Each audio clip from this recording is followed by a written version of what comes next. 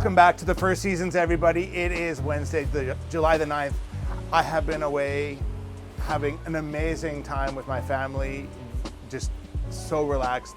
But now we got to get back into things and get excited about what's going on all of our projects. So we're going to show you what's going on here today and what the team has been dealing with since we last shot here, which was about 2 weeks ago. So let's stop talking about it and let's go look at it. The team has got pretty much all of the drywall out of the house at this point in time. They're just wrapping up the final bits of insulation. So, you know, as you can start to see through the house, you can kind of see how much space we're also dealing with too, right? The next step is going to be taking down this chimney over here. The team started work on it, but somehow, some way, mid-July, and we're supposed to be getting 10 to 15 mils of rain today. So the team came inside the house and they're just packing up all the insulation, which all has to get bagged and then put in a dumpster.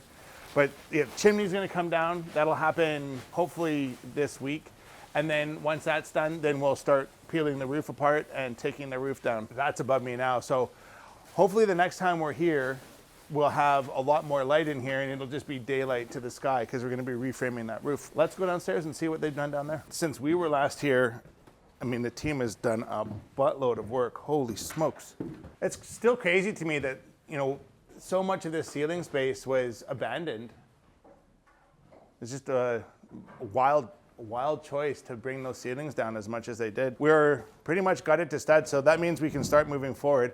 So one of the things that I get my team to look for, and what I also look for as well, are any cracks in the foundation, right? So this just looks like it was from when they poured the original concrete, and this is basically a cold joint, I'm guessing, between what was the first pour and the second pour. I mean, it's unusual that it kind of goes up like this. I'm guessing that is just from a concrete pour. We've got what looks to be like maybe a little bit of efflorescence, which is that white stuff on the concrete there coming through, which is an indicator that there might be some water making its way inside of the house. So the damp proofing on the outside is failing or has failed.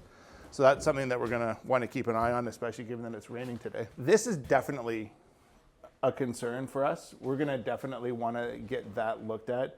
And probably what we will end up doing is having our epoxy contractor come in and they'll drill holes into this crack and they'll inject epoxy in there. And by doing so, they'll make the foundation as strong as ever. That crack goes all the way up. So that's definitely gonna need to get dealt with. No doubt about it. What it looks like to me, like just looking at what's going on here, is that there was a big time lapse between their first batch of concrete and their second batch of concrete.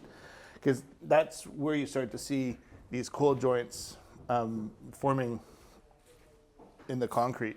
Huge foundation, so it's a lot of concrete, especially, you know, for this era of house. You know, this is when we just started really doing deep foundations. You know, it's almost always the case, right at any corner here is where we can expect to see cracks.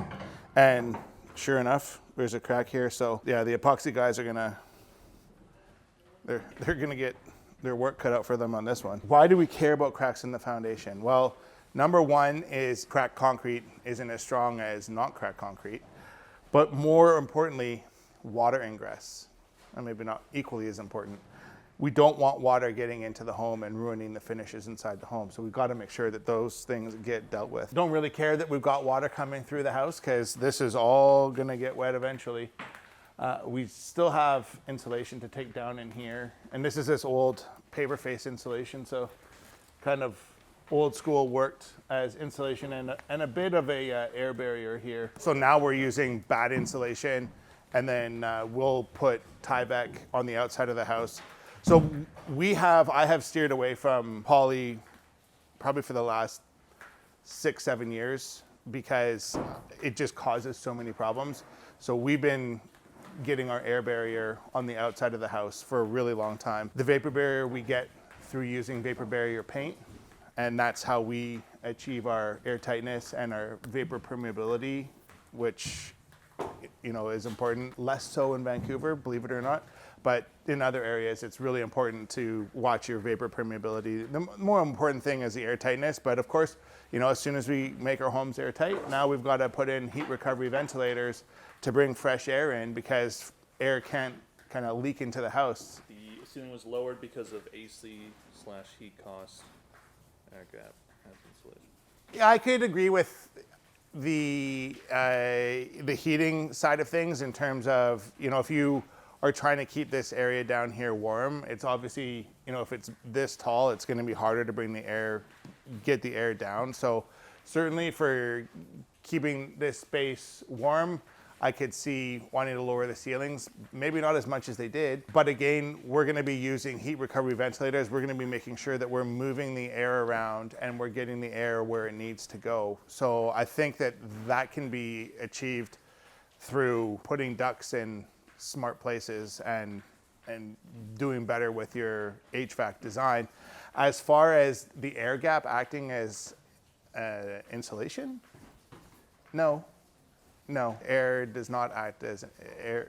No, doesn't act as a sound damping, nothing. Like if it's air, sound transfers through air, no problem. So I'd like to hear more about that. So if you're watching this video and you're the commenter on that previous one, I'd love to hear a bit more about how you feel like that works.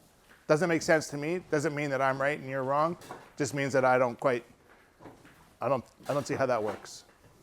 That's my thoughts. One of the things that we really want to make sure that our team is doing is denailing, especially in like common areas where people walk by, because when you've got these screws or nails sticking out of the walls, they tear your skin and they tear your clothes really well. Very effective clothes rippers.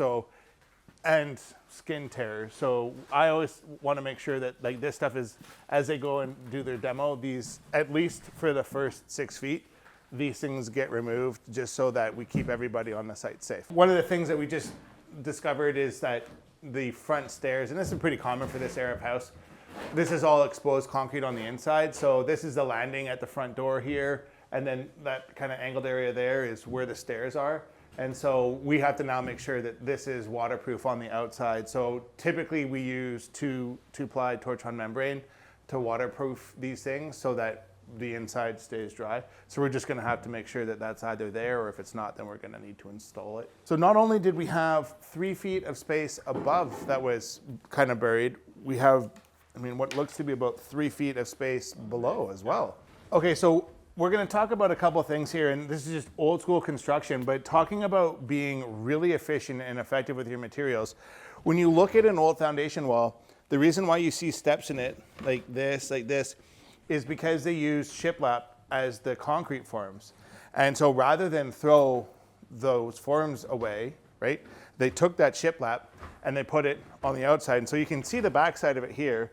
This is shiplap, and then they use shiplap again for the subfloor for the floor. Now they put it in on a diagonal here because it gives it more strength, right? If it was going straight across, it can still twist like this.